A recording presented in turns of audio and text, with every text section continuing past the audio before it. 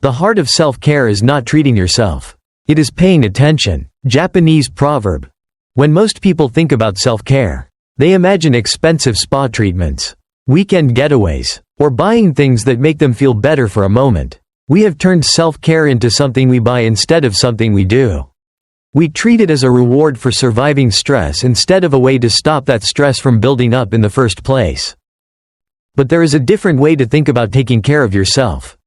In Japan, well-being is not defined by grand gestures or luxury. It is woven into the fabric of everyday life through small, careful actions. This approach focuses on creating a balance between the body and the mind.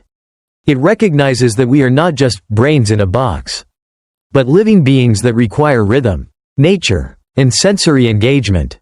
Here are 7 Japanese self-care practices that cost nothing but your attention, yet have the power to transform how you experience your life.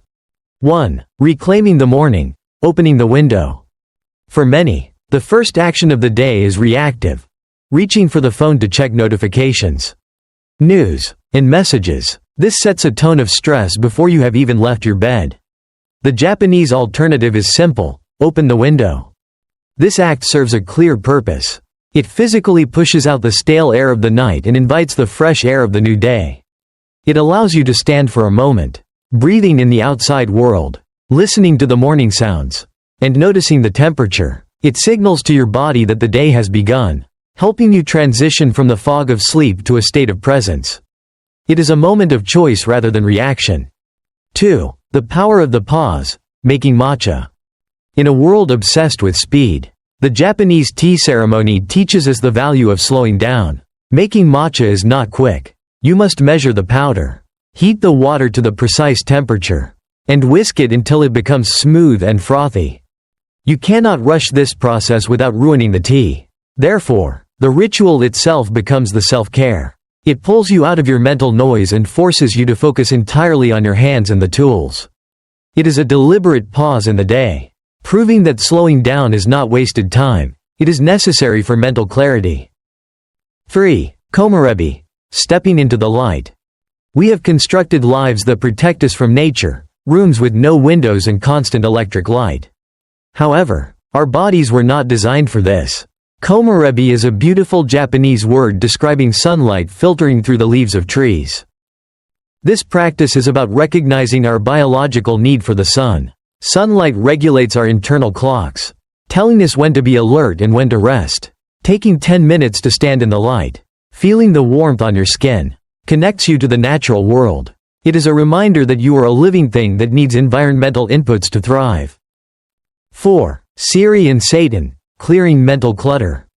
We often gather material objects without noticing, leading to drawers and shelves filled with things we might need someday. This physical mess creates mental mess. Every object in your space takes up a fraction of your attention, even if you aren't looking at it. Siri, letting go, and Satan, organizing, are practices of honesty. They ask you to look at the gap between what you think you need and what you actually use. By releasing what no longer serves you, you create physical space, which in turn creates mental space. It lightens the background load on your mind. 5. Sensory awareness. Washing hands. Water touches our skin dozens of times a day, yet we rarely notice it. We wash our hands while planning our next meeting or worrying about the past.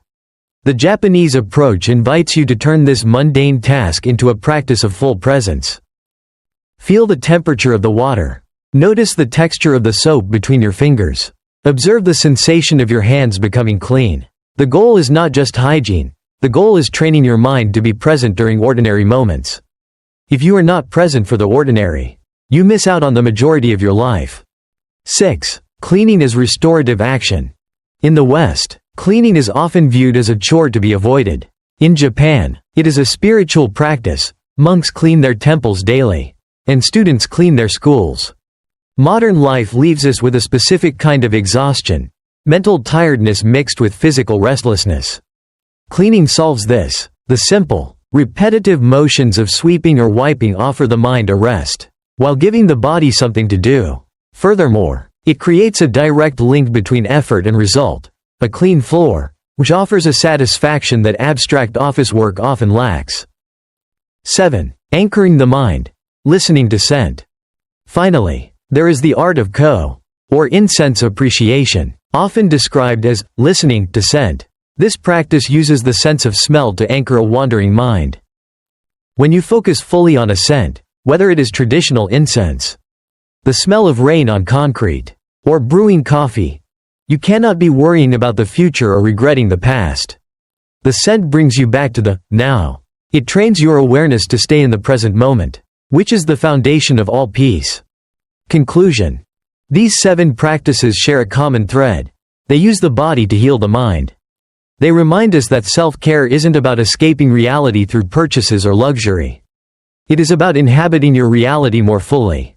By slowing down and paying attention to the simple acts of living, you stop stress from accumulating and find a quiet, sustainable strength in the everyday.